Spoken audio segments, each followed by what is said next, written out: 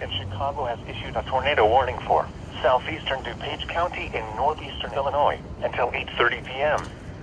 At 8:04 p.m., a severe thunderstorm capable of producing a tornado was located over Naperville, moving northeast at 45 miles per hour. Hazard, tornado. Source, radar indicated rotation. Impact, flying debris will be dangerous to those caught without shelter. Mobile homes will be damaged or destroyed. Damage to roofs, windows, and vehicles will occur. Tree damage is likely. This dangerous storm will be near Wheaton, Downers Grove, Lombard, Wheatridge, Glen Ellen, Oak Brook, Westmont, Lisle, Villa Park, and Clarendon Hills around 8:10 p.m.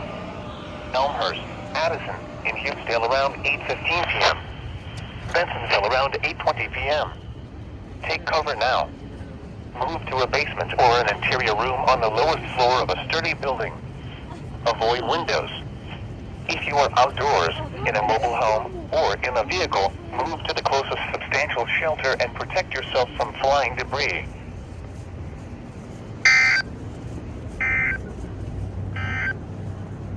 A tornado warning remains.